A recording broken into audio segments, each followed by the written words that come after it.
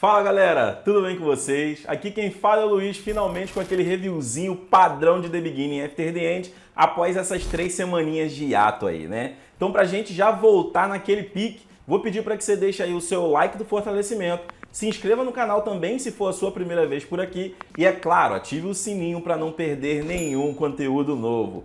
Vamos que vamos, de volta pro treinamento do menino Arthur. Galera, para vocês que não se lembram aí, até porque já se passaram 3 semanas e a nossa mente hoje em dia acaba aí sendo bem dinâmica, esquecendo das coisas muito rápido. Ó o velho tentando dar justificativa porque esquece as coisas. Enfim, o Whindersson aí passou um novo treinamento pro menino Arthur que consistia em conseguir 3 itens de 3 bestas de mana distintas. Essas bestas eram um esquilo, uma pantera e um urso. E de certa forma é como se conseguir esses itens fossem ensinar ao menino Arthur alguma outra técnica que até o momento a gente ainda não sabe. Só que além de toda essa missão, existe um detalhe um tanto quanto interessante, é que o menino Arthur não pode utilizar a mana de forma externa, né? Ou seja, ele não pode conjurar magias e também precisa a todo momento estar utilizando um sininho, tipo aquele sininho de vaca, que qualquer passo que você dá, o negócio fica lá balangando, meio que indicando onde está a sua presença. Ou seja, o moleque vai ter que ser o caçador, sendo que vai ter que indicar a todo momento para sua caça que ele tá ali à espreita. Mas enfim, esse primeiro capítulo já começa ali com uma série de ratazanas à frente do menino Arthur, só roendo ali aquela castanhazinha de lei. E ao se aproximar, o moleque meio que consegue compreender que elas têm um nível sensorial muito grande. É como se o simples fato de chegar perto já alertasse os bichos e ele, ó,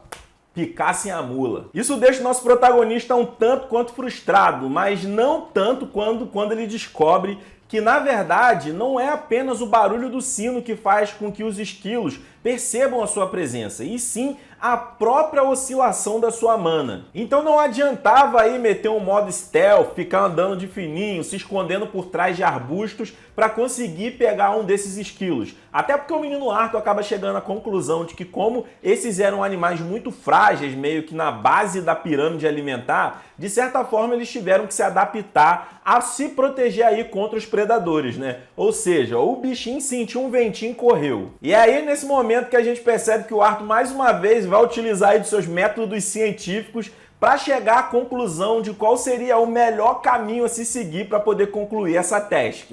Ele então percebe que, de certa forma, ele precisa meio que domar toda aquela mana que vai circulando dentro do seu corpo, meio que de forma natural. Mas além disso, ele precisava quase que entrar num estágio hibernado em relação aos seus pensamentos e aos seus instintos. Ou seja, o cara deveria virar completamente uma folha em branco para que conseguisse se aproximar desses roedorzinhos que são pequenos, mas estão dando um puta trabalho pro protagonista. E é um tenta-destenta, tenta-destenta. Ele percebe que ao fazer essa coisa aí de nublar sua mana e também as suas intenções, os esquilos logo se aproximam novamente, mas a qualquer tipo de oscilação, os bichinhos picam a mula novamente também. E esse acaba sendo um capítulo um tanto quanto meio que repetitivo, porque ele conta com diversas tentativas do Arthur, tentativas e erros, para poder caçar o tal esquilo aí, e também com diversas percepções dele acerca de como a questão da mana funcionava dentro do seu corpo. A conclusão do menino é que ele precisa de alguma forma, então,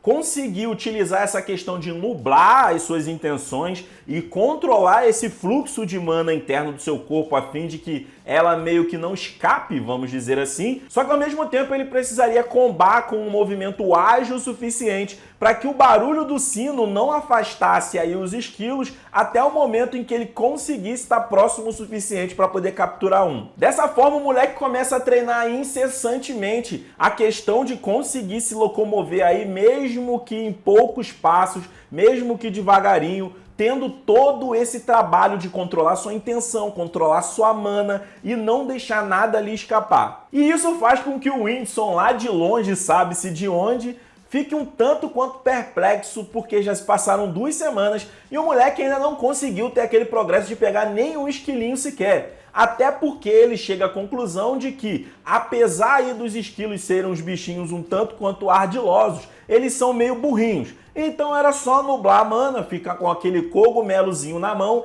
que ele ia chegar na sua mão na manha. Mas o menino Arthur, de certa forma, quis reinventar a roda e não pensou nessa possibilidade. Até porque, né, qualquer caçador que se preze nunca vai imaginar que sua presa vai vir na sua mão assim no mole-mole. Tudo bem que o bicho é um esquilinho, né? Mas não vamos aí subestimar a inteligência dos animais alheios. Mas é aí que a gente percebe que às vezes o menino Arthur acaba indo por caminhos mais tortuosos, que possuem aí recompensas muito mais valorosas, porque rapidamente a gente tem o Whindersson mudando de uma postura um tanto quanto decepcionada para uma postura um tanto quanto perplexa. Isso porque o menino Arthur do nada dá uma de Sonic e mete um dash muito rápido que faz com que do nada ele esteja com o esquilo na mão. Ou seja, a combinação técnica e lógica que ele pensou deu certo. E mais do que isso, essa técnica era o princípio básico do Mirage Walk. Sabe, a técnica lá que o Mano Codre meio que até citou nos últimos capítulos, mas de certa forma ele não ensinou propriamente dito aí pro menino Arthur.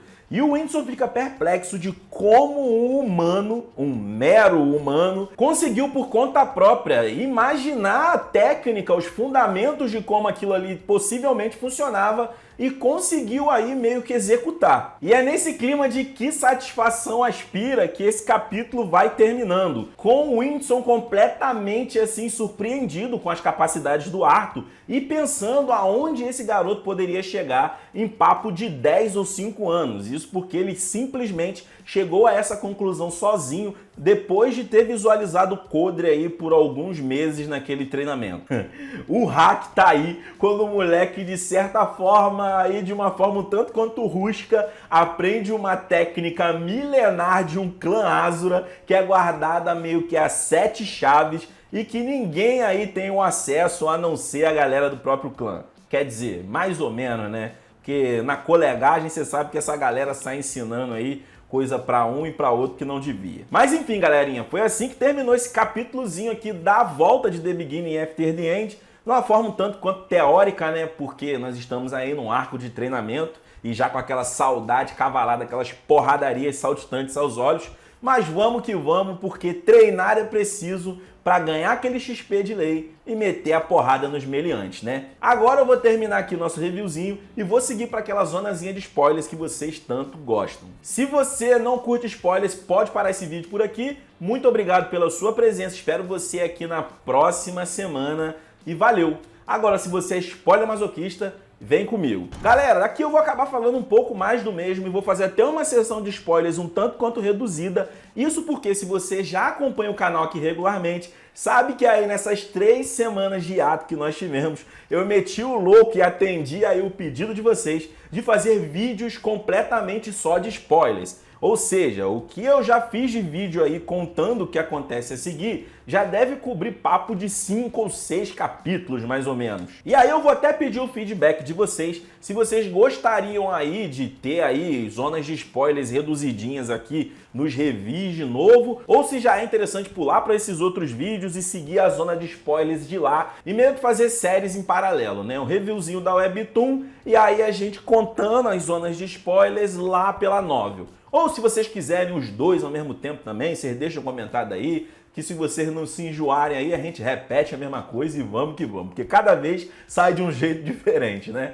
Mas enfim, galera, o que acontece basicamente depois desse sucesso que o menino Arthur tem aí em pegar o esquilo, é que ele vai partir lá pra Pantera, né? E aí, o que que rola? Ele utiliza aí de uma forma um tanto quanto covarde umas iscas de um a trocentos esquilos que ele acaba conseguindo pegar. O moleque ficou aí com ódio no coração de ter passado 2 e 3 semanas aí sem conseguir pegar esquilo nenhum e pega um monte para servir de isca para atrair a tal Pantera. Mas diferente dos esquilos onde ele utilizava um fluxo de mana para dar uma espécie de dash e conseguir agarrar ali o animal, com a Pantera era um troço um tanto quanto diferente. Isso porque, apesar dele ter uma velocidade um tanto quanto aumentada utilizando esse dash aí, a Pantera era tão ágil quanto. E ela meio que conseguia counterar esse dash do moleque com um dash para uma outra direção. E aí, galera, ele começa a ficar pensando como então ele poderia fazer com que esse movimento fosse, de certa forma, em duas etapas, né? Como eu poderia mudar a orientação no meu movimento a partir do momento em que eu já comecei a me movimentar. Pode parecer um tanto quanto complexo, mas imagine o seguinte, seria como se ele desse um dash em linha reta, como no momento em que ele está indo em linha reta, ele mudasse a trajetória disso daí. É como se fosse uma bala em movimento que tem que mudar de trajetória no ar. E aí o que acontece basicamente é que ele tem uma concepção muito louca a nível anatômico, em que ele precisaria meio que mimetizar por meio de mana todo o movimento que o seu corpo teria que fazer para poder mudar de trajetória. É um troço meio louco mesmo e um tanto quanto complexo, mas a ideia é que ao utilizar essa mana para poder impulsionar o seu corpo para frente, ele paralelamente utilizasse mana ativando todas as partes posteriores do seu corpo, né, todo, e é tão louco que na novel eles descrevem a nível anatômico mesmo. Tem aqui, tem a pelvis, tem esse joelho, tem isso, tem aquilo. Meu irmão, parece que baixou aí o Paulo Musi, conforme eu já disse até em outros vídeos anteriormente, e o moleque vira aí um teórico da anatomia. Mas de forma resumida, o que vai acontecer a seguir é que ele vai precisar aprimorar o que ele fez aí com o esquilo para poder sim conseguir pegar a tal da Pantera, que ela já é um pouco mais malandrinha. Porém, apesar de tentativas e também sucessos, a gente vai ver aí que essa técnica cobra um tanto quanto caro do menino Arthur, porque é como se ele tivesse que meio que forçar o seu corpo de uma forma um tanto quanto agressiva para poder conseguir fazer essa mudança de direcionamento do seu movimento. Mas como eu disse, eu vou fazer essa zona de spoilers aqui um tanto mais quanto resumidinha, até porque eu já fiz um vídeo aqui, conforme eu tinha dito também, que tá muito mais lá explicadinho, coisa de mais de 15 minutos de spoiler pro deleite de vocês. E se você ainda não viu, eu vou deixar ela aqui nos cards e tem já mais 2 outros vídeos que se você tá com muita fome de spoilers aí também, você já pode assistir